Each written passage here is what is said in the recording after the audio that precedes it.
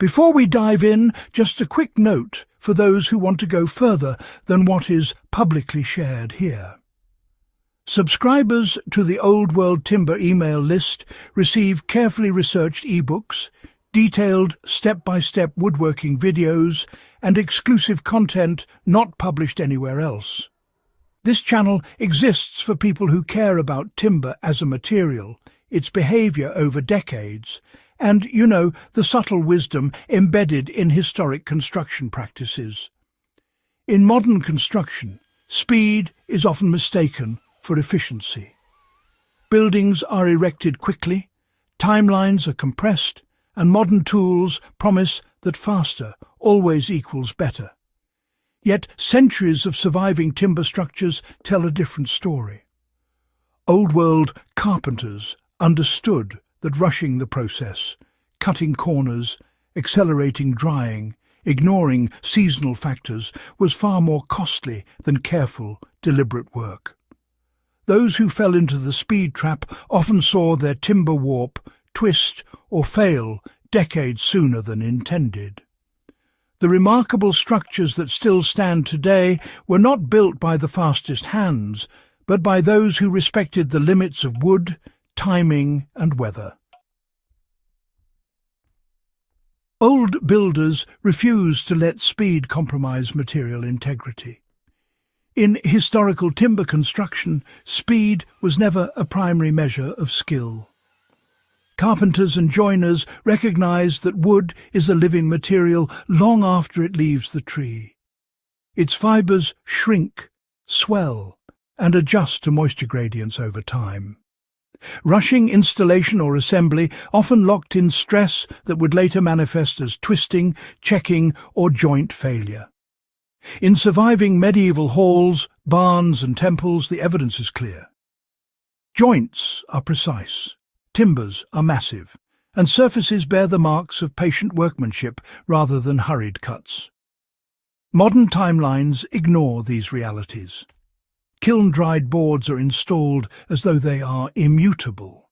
Yet decades later they can deform, lose bearing capacity, or compromise joint integrity.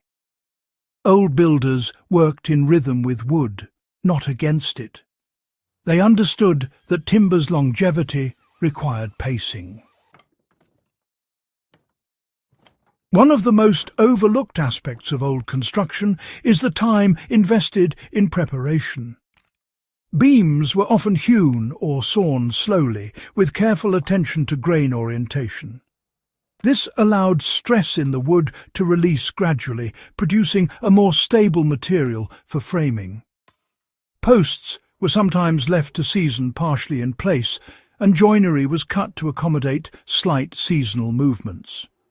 This wasn't inefficiency, it was deliberate risk management.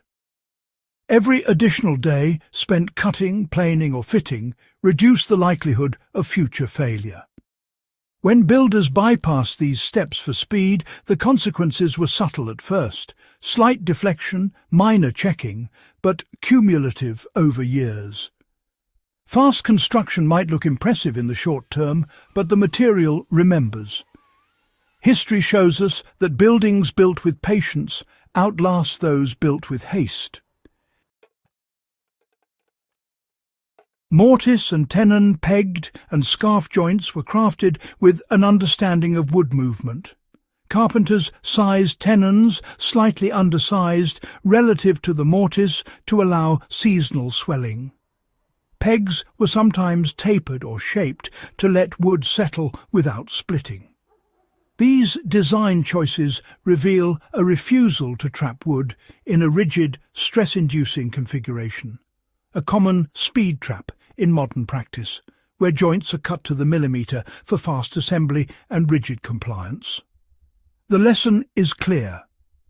Longevity often depends less on immediate strength and more on allowing wood to find equilibrium under load. Old-world carpenters sized, shaped and oriented timber to accommodate decades of movement, rather than forcing wood into an arbitrary perfection that time would punish. Construction in the past was, well, intimately tied to seasonal cycles. Timber was harvested at times when sap content was low, reducing internal moisture. Beams were allowed to air-dry in ventilated stacks before installation. Builders often adjusted schedules based on weather, recognizing that rain, frost or high humidity could compromise material integrity if work proceeded too quickly. Modern construction schedules rarely account for these variables. Contractors measure time in days and weeks, not cycles of moisture content or fibre stability. The result is a subtle but persistent acceleration of stress in wood, particularly in beams, joists and roof elements exposed to the elements. Historic carpenters refused to fall into this trap, recognizing that the pace of work must respect the pace of the material.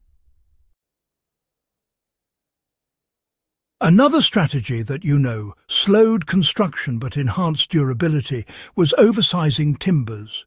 Beams, posts and rafters were often larger than required by immediate load calculations. This provided a buffer for environmental stress, shrinkage and unforeseen load increases. Modern codes allow minimal sizing, assuming perfect compliance and predictable conditions. Old builders knew conditions would not be perfect, and they sized accordingly. This principle also explains why many historic structures still function despite decades or centuries of weathering. The timbers were not stressed to their limits from the outset. Oversizing slowed construction, yes, but it ensured survival.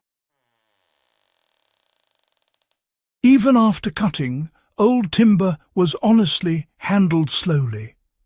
Boards and beams were stacked for gradual drying, often in shaded, ventilated conditions.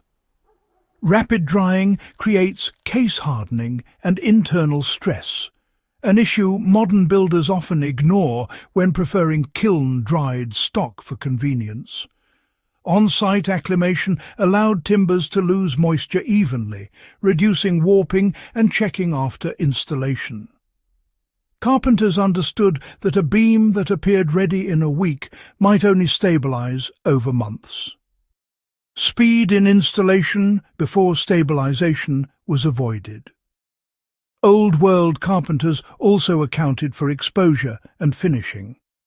Beams were placed to minimize direct water contact, roofs extended to protect walls, and joints were detailed to prevent pooling. Modern practices often treat finishing as a cosmetic or purely protective step, overlooking how these measures slow stress development. By pacing work around finishing and environmental control, old builders avoided the consequences of rushing. Perhaps the most important factor is assembly itself. Raising timber frames, positioning beams and pegging joints required patience. Historical accounts describe teams working in synchrony, often over weeks or even months, carefully fitting components. The time spent was not arbitrary. It allowed builders to observe how beams settled, how joints reacted to load, and how the structure responded to preliminary forces. Modern assembly often prioritizes speed and scheduling, which can, conceal subtle misalignments or stress points until they manifest years later. The old speed trap is not about rejecting efficiency entirely. It's about recognizing the limits of timber as a material. Wood responds slowly but persistently to environmental and mechanical stress. Ignoring that reality for the sake of construction speed creates problems that will appear long after handshakes and inspections are complete. Understanding this principle encourages modern builders to respect timber's pace. It informs design decisions, joinery choices, and installation timing. It explains why some well-built modern structures fail quietly within decades, while centuries-old halls remain functional with only minimal maintenance.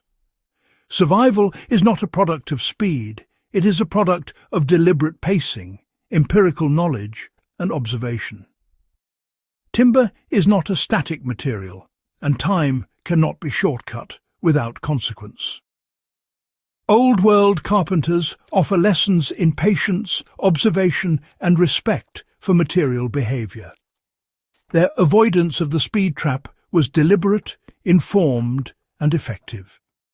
For builders, historians, and survival-minded craftspeople, these lessons remain vital.